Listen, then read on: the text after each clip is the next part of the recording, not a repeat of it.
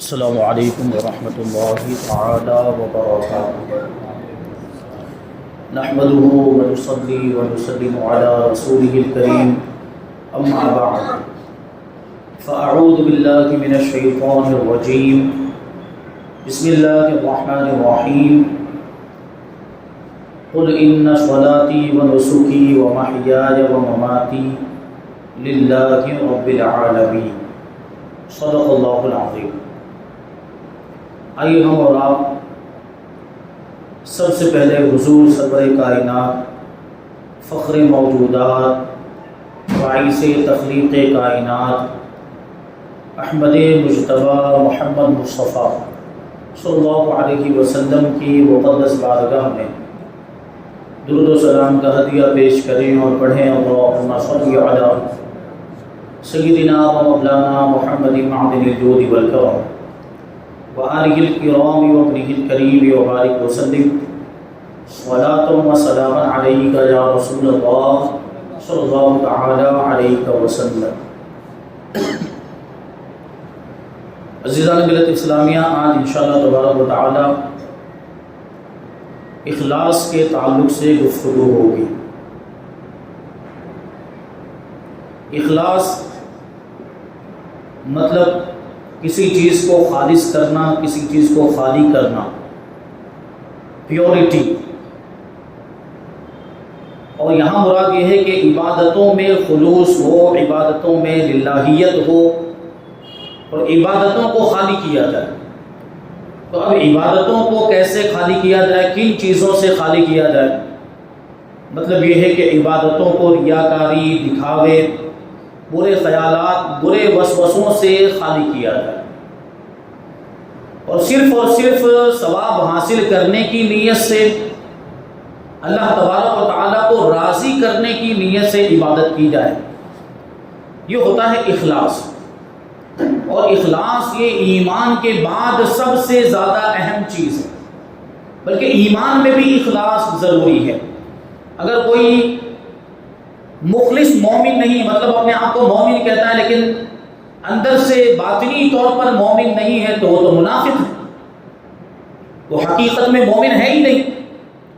بہرحال اگر کوئی مخلص مومن ہو بھی جائے تو اس کے بعد جو سب سے زیادہ اہم چیز ہے وہ ہے اخلاص۔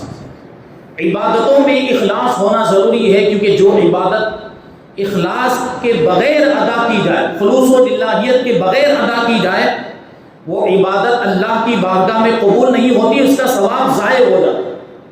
مثال کے طور پر اگر نماز دکھاوے کے طور پر پڑھی جائے، ریاکاری کے طور پر پڑھی جائے، تو اس نماز کا کوئی فائدہ نہیں، اس نماز کا ثواب ضائع ہو جاتا ہے۔ ایسی نماز قیامت کے دن ہمارے منہ پر مار دی جائے۔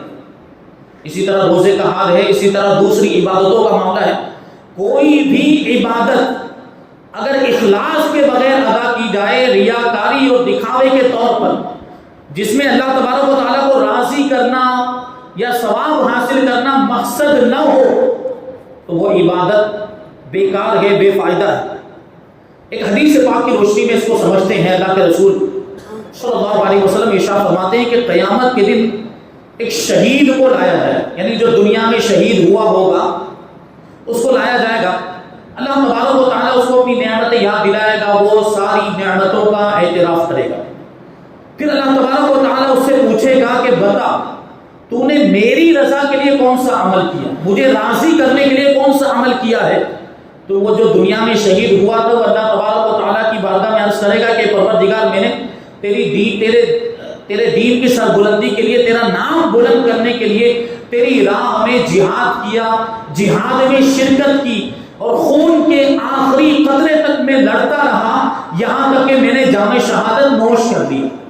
تو اللہ تبارک و تعالیٰ جو علیم بذات الصدور ہے، یعنی دلوں کے خیالات کو بھی جانتا ہے، دلوں کی نیتوں ارادوں کو بھی جانتا ہے، وہ فرمائے گا کہ تو جھوٹ بولتا ہے۔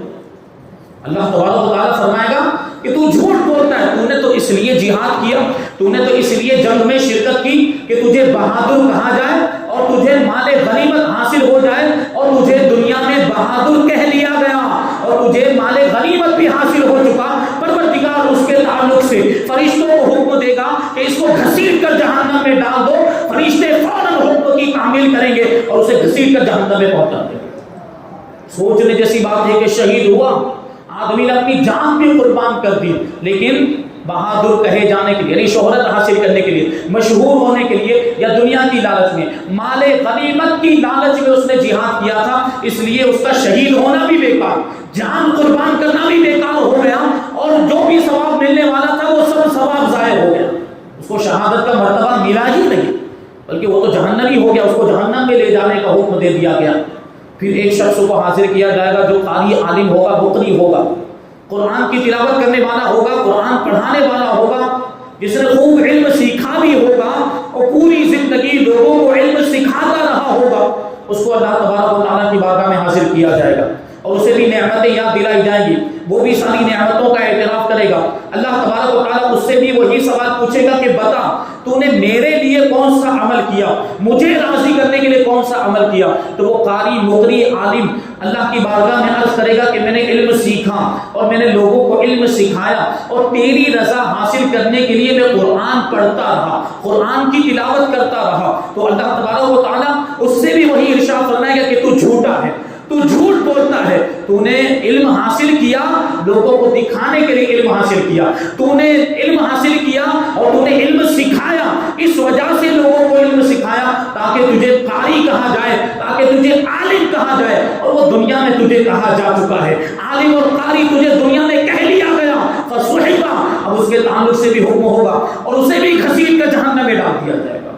یہاں بھی سوچنے جیسی بات کہ ایک عالم جس نے بڑی محنت و مشقت کر کے علم حاصل کیا، پھر پوری زندگی لوگوں کو علم سکھاتا رہا، قرآن سیکھا، قرآن سکھاتا رہا، قرآن کی تعلیم دیتا رہا، لیکن چونکہ اس کی نیت اچھی نہیں تھی، ریاکاری کا معاملہ تھا، دکھاوے کا معاملہ تھا، اور اس لیے اس نے علم حاصل کیا تاکہ اسے عالم کہا جائے، لوگ اس کی بڑائی کریں، اس لیے اس نے علم حاصل کیا، تو یہ ساری چیزیں بیکار ہو جائے گی، یہ سب دھڑی کی دھڑی رہ جائے گی، کوئی بھی کام نہیں آنے والا، یہ سب اعمال منہ پر مار دیے جائیں گے۔ پھر اللہ کے رسول صلی اللہ علیہ وسلم فرماتے ہیں کہ ایک مالدار کو لایا جائے گا، ایک دولت مند کو، ایک غنی کو لایا جائے گا، اور اللہ تبارک و تعالیٰ اسے بھی اپنی نعمتیں یاد دلائے گا، وہ بھی اللہ تبارک و تعالیٰ کی نعمتوں کا اعتراف کرے گا، اس سے بھی وہی سوال پوچھا جائے گا کہ بتا تو نے میری رضا کے لیے کون سا عمل کیا؟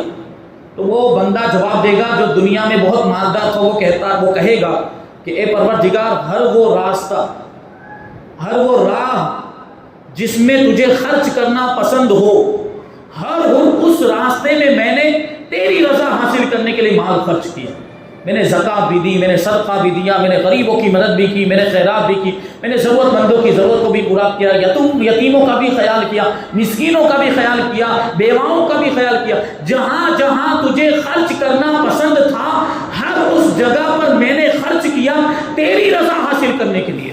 تو اللہ تبارک و تعالیٰ ارشاد فرمائے گا تو بھی جھوٹا ہے، اللہ تبارک و تعالیٰ فرمائے گا تو بھی جھوٹا ہے، جھوٹ بولتا ہے، تو نے مال اس لیے خرچ کیا تاکہ تجھے سخی کہا جائے، تاکہ تجھے بہت بڑا سخی کہا جائے، سخاوت کرنے والا کہا جائے، اور وہ دنیا میں تجھے کہا جا چکا ہے، اب اس کے تعلق سے بھی پروردگار حکم دے گا اور اسے بھی گھسیٹ کر جہنم میں ڈال دیا۔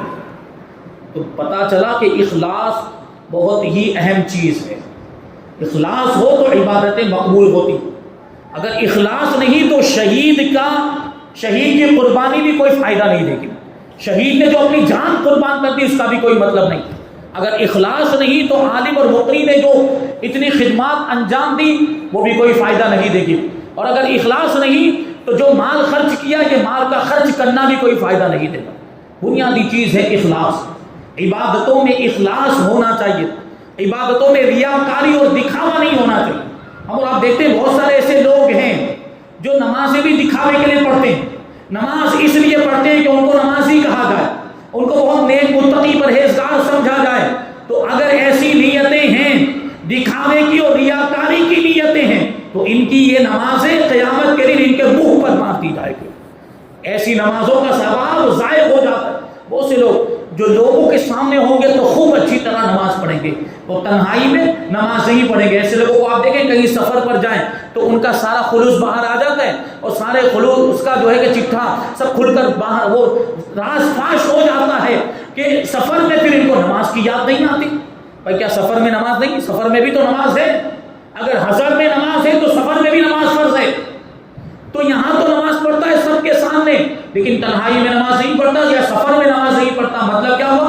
اخلاص نہیں، خلوص نہیں. ایسی نماز پڑھنے کا کوئی فائدہ نہیں. دکھاوے کے طور پر، ریاکاری کے طور پر عبادت کرنے کا کوئی مطلب نہیں ہے. ایک حدیث پاک میں اللہ کے رسول صلی اللہ علیہ وسلم ارشاد فرماتے کہ اذا جمع اللہ الناس یوم القیامہ نادى مناد من اشرك في عمل عمله لله احدا فليطلب ثوابه من غیر اللہ. کہ جب اللہ تبارک و تعالیٰ قیامت کے دن لوگوں کو جمع کرے گا تو ایک اعلان کرنے والا اعلان کرے گا، ایک ندا دینے والا ندا کرے گا کہ جس شخص نے بھی اپنے اس عمل میں، جو عمل اس نے اللہ کے لیے کیا ہوگا، اپنے اس عمل میں کسی کو شریک کیا. عمل میں شریک کرنے کا مطلب کیا ہوا؟ عمل میں کسی انسان کو شریک کرنے کا مطلب کیا؟ کسی انسان کو دکھانے کے لیے وہ عمل کیا ہوگا، ریاکاری کے طور پر وہ عمل کیا ہوگا، تو اس سے فرمایا جائے گا کہ جا اس عبادت اور اس عمل کا ثواب اسی سے مانگ جس کو دکھانے کے لیے یہ عمل کیا، جس کو دکھانے کے لیے یہ عمل کیا تھا اسی سے جا کر اس کا ثواب مانگ. تو وہ دے سکے گا ثواب؟ ثواب دینا تو پروردگار کا کام، ثواب تو پروردگار دیتا ہے، کوئی انسان ثواب نہیں دے سکتا.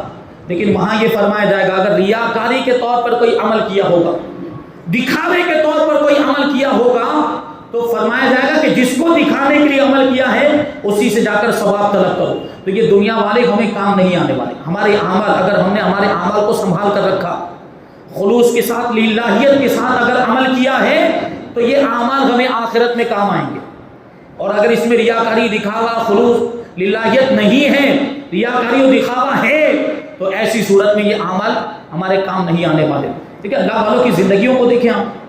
اللہ والوں کی زندگی سے ہمیں سبق حاصل کرنا چاہیے. حضرت ابراہیم خلیل اللہ علیہ السلام، ان کے واقعات آپ نے سنے.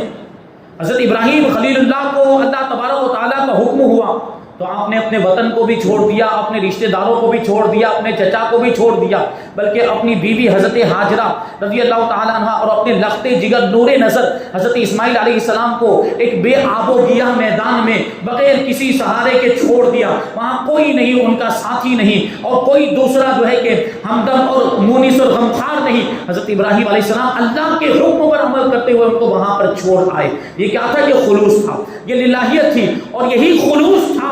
اسی خلوص کی وجہ سے حضرت ابراہیم علیہ السلام نارے نمرود میں کود گئے تو اللہ تبارک و تعالیٰ نے اس آگ کو گلزار بنا دیا. یہ خلوص ہوتا ہے، یہ للہیت ہوتی ہے. اس کی وجہ سے اللہ تبارک و تعالیٰ کا انعام بھی ہوتا ہے، نعمتیں ملتی ہیں. حضرت علی رضی اللہ تعالیٰ عنہ کا واقعہ، مولا کائنات کرم اللہ وجہہ الکریم، وہ آپ نے سنا ہوگا، بڑا مشہور واقعہ. یہ بچے بھی جو مدرسوں میں پڑھتے، تعمیر ادب میں جو نظم کی شکل میں یہ واقعہ لکھا ہے. ایک جنگ کے موقع پر مولا کائنات ایک یہودی پر قابض ہو گئے، اس کی چھاتی پر سوار ہو گئے اور اس کی گردن کاٹنا ہی چاہتے تھے. تیاری فرما رہے تھے کہ اس یہودی مردود خبیث نے مولا کائنات کے مبارک چہرے پر تھوک دیا. اب کیا تھا، ہم اور آپ ہوتے تو اور زیادہ غصہ آ جاتا، اس کو چھوڑتے، اور زیادہ غصہ آ جاتا ہمیں، تو پھر تو کوئی چھوڑنے کا سوال ہی نہیں. لیکن یہ مولا کائنات تھے. حضرت علی رضی اللہ تعالیٰ عنہ نے اس کو چھوڑ دیا، اس کو معاف کر دیا، اس کی گردن نہیں اڑائی، سر کو قلم نہیں کیا. تو وہ بھی تعجب کر رہا ہے کہ حیرانی کی بات ہے کہ میں اتنا بڑا دشمن ہوں ان کا، اور یہ مجھ پر قابو بھی پا چکے، چاہتے تو میری گردن اڑا دیتے، لیکن مجھے معاف کر دیا. تو وہ اسی حیرانی میں، اسی تعجب میں اس نے مولا کائنات سے یہ سوال پوچھا کہ آپ نے مجھے چھوڑ کیوں دیا، آپ نے میری جان بخش کیوں دی، آپ نے مجھے معاف کیوں کر دیا. تو مولا کائنات ارشاد فرماتے ہیں کہ پہلے میں جو جنگ کر رہا تھا، پہلے میں جو جہاد کر رہا تھا، تو صرف اور صرف اللہ کی رضا کے لیے جہاد کر رہا تھا، اور تیرے اوپر قابض ہو گیا اور تجھے قتل کرنے والا تھا، تیری گردن کو تیرے دھڑ سے الگ کرنے والا تھا. تو اس میں بھی اللہ تبارک و تعالیٰ کی رضا جو ہی شامل تھی. لیکن جیسے ہی تو نے میرے چہرے پر تھوکا تو میرے نفس کا معاملہ بھی اس میں شامل ہو گیا. اب اگر میں تیرے سر کو کاٹتا تو اپنی ذات کی وجہ سے سر کو کاٹتا، نفس کی وجہ سے یہ انتقام لینے کی بات ہو جاتی، یہ بدلہ لینے کی بات ہو جاتی. مطلب یہ میرے خلوص، میرے اخلاص اور للہیت کے خلاف ہو جاتا، اور میں تو اللہ تبارک و تعالیٰ کی رضا کے لیے کر رہا تھا، تو میرا وہ ثواب ضائع ہو جاتا. اس لیے میں نے تجھے چھوڑ دیا، تجھے معاف کر دیا. یہ مولا کائنات کا عمل. ایسا اخلاص ہوتا تھا ان کے اعمال میں، ان کے کاموں میں۔ حضرت خالد بن ولید رضی اللہ تعالیٰ عنہ کو کون نہیں جانتا؟ سیف اللہ لقب ہے، اللہ کی تلواروں میں سے ایک تلوار، اور ایسی شان کہ اللہ تبارک و تعالیٰ نے آپ کے مقدر میں فتح اور نصرت لکھ دی تھی۔ جس میدان میں آپ ہوتے تھے وہ میدان فتح کر لیا کرتے تھے حضرت خالد بن ولید رضی اللہ تعالیٰ عنہ۔ لیکن کیا ہوا؟ حضرت امیر المؤمنین فاروق اعظم رضی اللہ تعالیٰ عنہ نے کسی وجہ سے حضرت خالد بن ولید رضی اللہ تعالیٰ عنہ کو سپہ سالاری کے عہدے سے معزول کر دیا۔ وہ وجہ کی فاروق اعظم رضی اللہ تعالیٰ عنہ بھی اپنی جگہ پر صحیح تھی۔ حضرت فاروق اعظم رضی اللہ تعالیٰ عنہ نے حضرت خالد بن ولید کو سپہ سالاری کے عہدے سے معزول کر دیا، لیکن اس کے باوجود حضرت خالد بن ولید رضی اللہ تعالیٰ عنہ وہی سابقہ جذبے کے ساتھ جنگ کرتے رہے۔ پہلے سپہ سالار کی حیثیت سے جنگ کر رہے تھے، اب ایک عام سپاہی کی حیثیت سے جنگ کرتے رہے۔ کوئی پریشانی نہیں ہوئی، کوئی افسوس نہیں ہوا، کوئی آپ نے افسوس کا اظہار بھی نہیں کیا، اور کسی نے یہی بات آپ سے پوچھ لی کہ آپ کو معزول کر دیا گیا تو آپ کے جذبہ جہاد میں کوئی فرق آیا کہ نہیں آیا؟ تو حضرت خالد بن ولید رضی اللہ تعالیٰ عنہ نے جواب دیا تھا کہ پہلے جب میں سپہ سالار کی حیثیت سے جہاد کر رہا تھا تب بھی اللہ کی رضا کے لیے جہاد کرتا تھا، اور اب ایک عام سپاہی کی حیثیت سے جو میں جہاد کر رہا ہوں تب بھی میرا مقصد اللہ کی رضا حاصل کرنا۔ اسی وجہ سے میرے جذبہ جہاد میں کوئی فرق نہیں آیا اور نہ ہی آنے والا ہے، کیونکہ اللہ والے ہوئے۔ دیکھیں ان کے خلوص کا یہ حال ہے۔ ایک حدیث پاک سناؤں میں آپ کو، یہ خلوص کا فائدہ کیا ہوتا ہے؟ اخلاص۔ اخلاص کے ساتھ جو عمل کیا جائے وہ عمل خود تو قبول ہوتا ہے، کبھی کبھی اس کی وجہ سے دوسروں کے عمل بھی قبول ہو جاتا ہے اس کی برکت سے۔ حدیث پاک میں اللہ کے رسول صلی اللہ علیہ وسلم نے جنگ تبوک کے موقع پر اعلان کیا تھا، کیونکہ وہ بہت ہی تنگی کا وقت تھا، 68 سالی کا زمانہ تھا، اور جنگ میں جانے کے لیے ساز و سامان کی کمی تھی، ہتھیاروں کی کمی تھی، جانوروں کی کمی تھی، اور کھانے پینے کے سامان کی بھی کمی تھی۔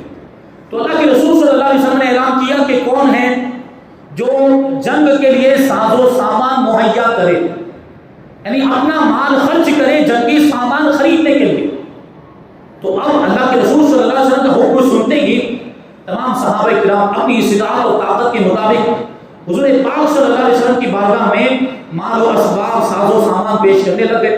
ہر جنس کا سامان پیش کیا، جس کی جو طاقت تھی۔ کسی نے تلواریں لا کر پیش کی، کسی نے یہ بھالے لا کر پیش کیے، کسی نے جانور لا کر پیش کیے، کسی نے گھوڑے لا کر پیش کیے، کسی نے اونٹ، کسی نے درہم دیے، کسی نے دینار دیے، کسی نے کھجوریں دی، کسی نے کھانے پینے کا سامان دیا، کسی نے گیہوں دیے، کسی نے چاول گیہوں جو وغیرہ، اس زمانے میں گیہوں اور جو ہی زیادہ چلتے تھے، گیہوں دیے، جو دیے۔ تو اس طریقے سے یہ ساز و سامان اللہ کے رسول صلی اللہ علیہ وسلم کی بارگاہ میں صحابہ کرام نے پیش کیا۔ تو اس سامان میں کھجوریں بھی آئی تھی، کھجوروں کا ایک ڈھیر مسجد نبوی کے ایک کونے میں لگا دیا گیا، ایک ڈھیر بنا دیا گیا، ایک ڈھیر کی شکل میں کھجوریں مسجد نبوی کے ایک کونے میں رکھ دی گئی۔ اب ایک صحابی رسول تھے جو بہت زیادہ غریب اور نادار تھے، ان کے پاس پیسے نہیں تھے، ان کے پاس کوئی دوسرا ساز و سامان بھی نہیں تھا کہ اللہ کے رسول صلی اللہ علیہ وسلم کی بارگاہ میں پیش کرتے۔ اس لیے آپ کو بہت تکلیف ہوئی کہ میرے پاس کچھ نہیں، اس وجہ سے میں کچھ پیش نہیں کر پا رہا۔ اس لیے اسی جذبے کے تحت وہ ایک یہودی کے پاس گئے، وہ صحابی رسول ایک یہودی کے پاس گئے۔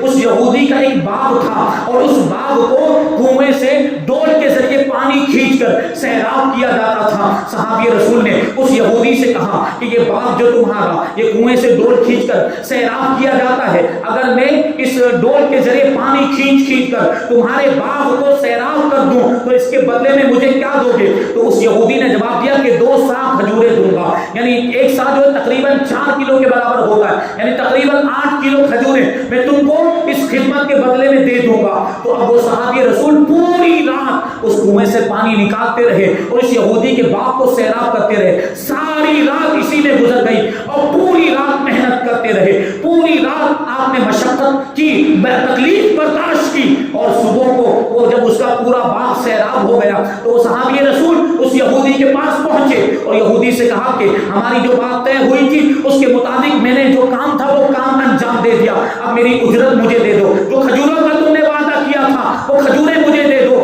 تو یہودی نے 2 سا کھجوریں وہ صحابی رسول کو دے دیے. اب وہ صحابی رسول اپنے گھر گئے, وہ کھجوریں لے کر, وہ صحابی جو تھے کھجوریں لے کر اپنے گھر گئے. اس میں سے آدھی سب کھجوریں یعنی تقریباً 4 کلو کھجوریں اپنے گھر والوں کے لیے رکھی, اور باقی جو کھجوریں تھیں وہ اللہ کے رسول صلی اللہ علیہ وسلم کی بارگاہ میں لے کر حاضر ہو گئے. اور کھجوریں کیسے حاصل کی اس کا پورا واقعہ بھی اللہ کے رسول صلی اللہ علیہ وسلم کو سنایا. تو اللہ کے رسول صلی اللہ علیہ وسلم نے ارشاد فرمایا کہ یہ جو تھوڑی سی کھجوریں ہیں, ایک بہت بڑا ڈھیر لگا ہوا تھا مسجد نبوی کے کنارے میں, ایک کونے میں کھجوروں کا ڈھیر لگا ہوا تھا. اللہ کے رسول صلی اللہ علیہ وسلم نے ان کے جذبے کو دیکھا, ان کی نیت کو دیکھا, ان کے ارادے کو دیکھا, اور ارشاد فرمایا کہ یہ تھوڑی سی کھجوریں لے جا کر وہ جو کھجوروں کا ڈھیر لگا ہوا ہے اس پر یوں بکھیر دو. ان کھجوروں کی وجہ سے اللہ تبارک و تعالی ان کھجوروں کو بھی قبول فرما دے گا, کیونکہ ان کھجوروں میں خلوص, اخلاص اور للہیت شامل ہے. اگر وہاں کچھ معاملہ گڑبڑ بھی ہوگا تو ان کھجوروں کی برکت سے اللہ تبارک و تعالی ان ساری کھجوروں کو قبول فرما دے. تو یہ چیز ہوتی ہے اخلاص کی.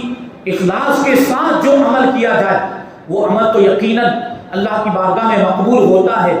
اس کی وجہ سے بسا اوقات اس کی برکت سے دوسرے عمل بھی مقبول ہو جاتے ہیں اور دوسروں کے اعمال بھی مقبول ہو جایا کرتے ہیں. ایسے بہت سارے واقعات ہیں. ایک واقعہ بیان کر کے اپنی گفتگو کو ختم کروں.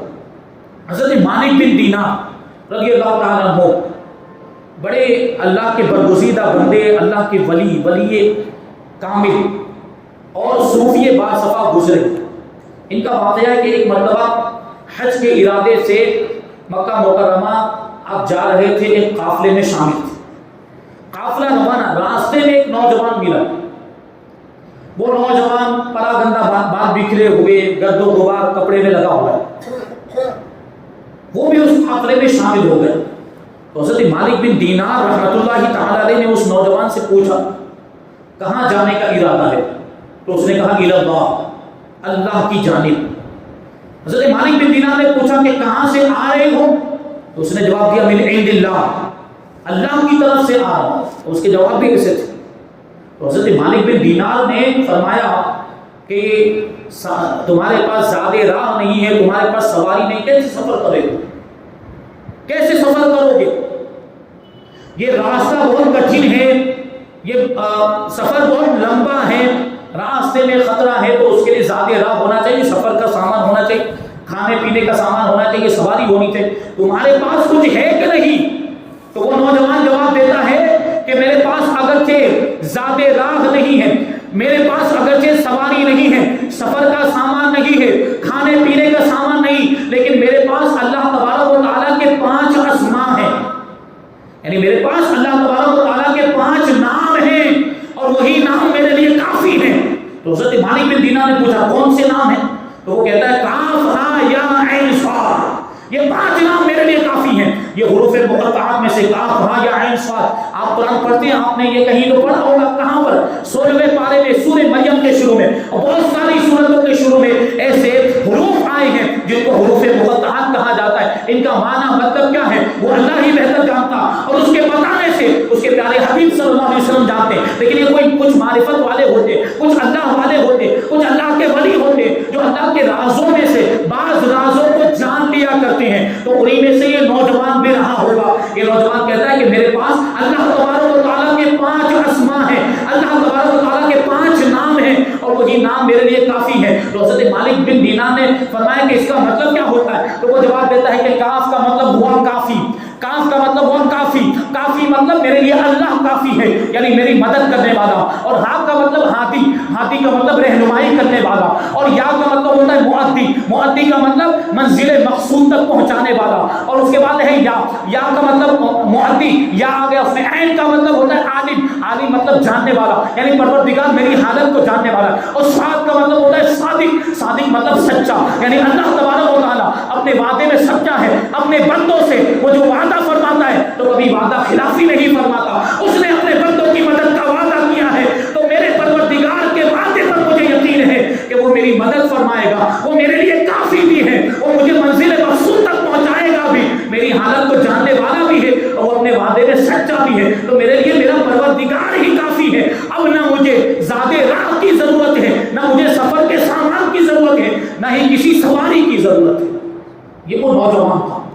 اب کہتے ہیں واقعہ بیان کرنے والے کہتے ہیں کہ اس کا حال پورے سفر میں ایسا رہا کہ وہ رات کو اچانک اٹھ جاتا, رات کو بیدار ہو جاتا, سفر میں کہیں بھی پڑاؤ کیا جاتا تو رات کو اٹھتا اور اللہ کی بارگاہ میں ہاتھ اٹھا کر آسمان کی طرف نگاہ کر کے یہ عرض کرتا کہ اے وہ ذات جسے نیکیاں خوش کر دیتی ہیں, اے وہ ذات جسے نیکیاں خوش کر دیتی ہیں اور نافرمانیاں جس کو کچھ نقصان نہیں پہنچاتی. یقیناً ہم نیک کام کریں تو پروردگار راضی ہوتا ہے کہ نہیں ہوتا, اور ہم گناہ کا کام کریں تو کیا اس سے اللہ کو کوئی نقصان پہنچنے والا ہے؟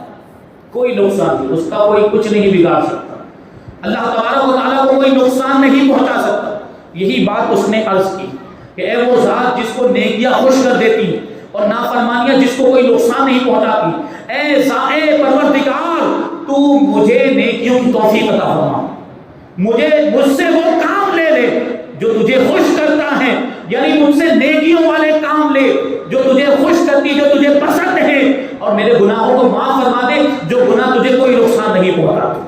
پھر کیا ہوا, میقات پر لوگ پہنچے, یہ قافلہ میقات پر پہنچا تو میقات پر لوگوں نے احرام باندھ لیا, حج کے لیے جا رہے تھے تو میقات سے احرام باندھنا ضروری ہوتا, لوگوں نے احرام باندھا اور حج کی نیت کر کے تلبیہ پڑھنا شروع کر دیا, لبیک اللہم لبیک لبیک لا شریک لک لبیک ان الحمد والنعمت لک والملک لا شریک لک. سب لوگ پڑھنے لگے, سب لوگ بلند آواز سے پڑھے جا رہے, لیکن یہ نوجوان ایک کنارے پر خاموش کھڑا ہوا ہے, تلبیہ نہیں پڑھ رہا, لبیک نہیں پڑھ رہا. تو کسی نے آ کر پوچھا کہ تمہیں بھی تو حج کرنا ہے تو تم تلبیہ کیوں نہیں پڑھ رہے, تم لبیک کیوں نہیں پڑھ رہے؟ دیکھیں لبیک کا مطلب ہوتا ہے میں حاضر ہوں.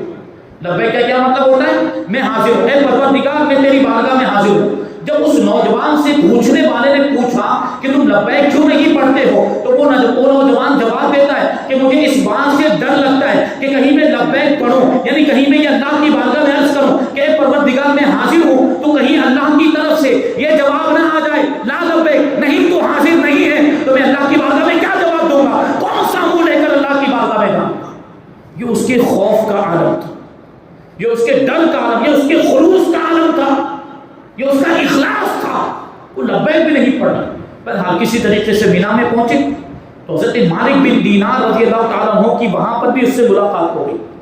اب مینا میں وہ رمی جمرات کر لینے کے بعد قربانی کی جاتی ہے, کنکریاں مارنے کے بعد قربانی کی, تو سارے حاجی قربانیاں کرنے میں مشغول ہو گئے, اپنے اپنے جانور کو ذبح کرنے لگ گئے اور بڑے خوش تھے کہ ہم نے قربانی بھی کر لی, اب ہمارا حج ہو گیا, مکمل ہو گیا. یہ نوجوان ایک کنارے پر کھڑے رو رہا تھا اور رو رو کر اللہ تبارک و تعالیٰ کی بارگاہ میں عرض کر رہا تھا کہ پروردگار سارے حاجیوں نے اپنے جانوروں کو ذبح بھی کر لیا, تیری بارگاہ میں قربانیاں پیش کی اور اس کے ذریعے سے تیرا قرب حاصل کر لیا, لیکن میرے پاس تو اتنی رقم ہی نہیں کہ پروردگار جس رقم کے ذریعے سے جانور خرید سکوں اور اس جانور کی قربانی تیری بارگاہ میں پیش کر سکوں, پروردگار میرے پاس روپیہ پیسہ نہیں, میرے پاس درہم دینار نہیں, میں قربانی نہیں کر سکتا. اے پروردگار میری یہ جان حاضر ہے, اسی کو اپنی بارگاہ میں قبول فرما, میری یہ جان حاضر ہے, اسی کو اپنی بارگاہ میں قبول فرما لے. اتنا کہنا تھا کہ وہ غش کھا کر بے ہوش ہو کر زمین پر گر پڑا اور اس کی روح قفس عنصری سے پرواز کر گئی اور اس کی روح جسم کی قید سے آزاد ہو گئی, وہیں اس کا انتقال ہو گیا. اب لوگ تعجب کر رہے ہیں کہ یہ انتقال کر گیا. لوگ اس کے قریب آئے تو کوئی آواز دینے والا, کوئی پکار کر کہہ رہا تھا ھذا حبیب اللہ ھذا قتیل اللہ, یہ اللہ کا حبیب ہے, یہ اللہ کا قتیل ہے. حضرت مالک بن دینار کہتے ہیں کہ اس کی تجہیز و تکفین کی گئی, کفن پہنایا گیا, غسل دیا گیا, اس کو دفن کر دیا گیا. نماز جنازہ پڑھنے کے بعد رات ہوئی تو کہتے ہیں کہ میں نے خواب میں اس شخص کو دیکھا تو میں نے اس سے پوچھا کہ تیرے ساتھ کیا سلوک کیا گیا, تو وہ نوجوان جواب دیتا ہے کہ میرے ساتھ وہی سلوک کیا گیا جو پروردگار نے شہدائے بدر کے ساتھ کیا. اللہ تبارک و تعالیٰ نے میرے ساتھ وہی سلوک کیا جو شہدائے بدر کے ساتھ کیا. شہدائے بدر کا مرتبہ جانتے ہیں, اسلام کی پہلی جنگ اور سب سے زیادہ شہیدوں میں اگر کسی کا بڑا مرتبہ تو وہ شہدائے بدر کا مرتبہ ہے. تو کہتے ہیں وہ نوجوان جواب دیتا ہے کہ میرے ساتھ ویسا ہی سلوک کیا گیا جیسا شہدائے بدر کے ساتھ کیا گیا. اور اس کی وجہ کیا ہے, کیونکہ شہدائے بدر یہ کفار کی تلواروں سے شہید ہوئے اور میں جبار کی تلوار سے قتل ہوا ہوں. یعنی خدا کے خوف سے ہی، وہ اللہ کی راہ میں ہی اس نے اپنی جان قربان کر دی تھی، اس لیے اس کو یہ اجر ملا، یہ ثواب ملا، یہ خلوص کی وجہ سے، اخلاص کی وجہ سے اللہ تبارک و تعالیٰ نے اس کو اتنا بلند و بالا اور اونچا مقام عطا فرمایا۔ یہ خلوص ہے، اپنی عبادتوں میں خلوص پیدا کریں کہ خلوص کی وجہ سے عبادتیں مقبول ہوتی ہیں۔ اور کوئی عبادت اگر خلوص سے خالی ہو، اخلاص سے خالی ہو، ریاکاری آ جائے یا دکھاوا آ جائے تو وہ عبادتیں ضائع ہو جائے کرتی ہے، اس کا ثواب ضائع ہو جایا کرتا ہے۔ اللہ تبارک و تعالیٰ کی بارگاہ میں دعا ہے کہ ہمیں خلوص و للہیت کی نعمت عطا فرمائے، ہماری عبادتوں کو ضائع ہونے سے بچائے اور ہمارے ایمان کی سلامتی عطا فرمائے اور ایمان پر ہی ہم سب کا خاتمہ فرمائے۔ وما علینا الا البلاغ۔ السلام علیکم۔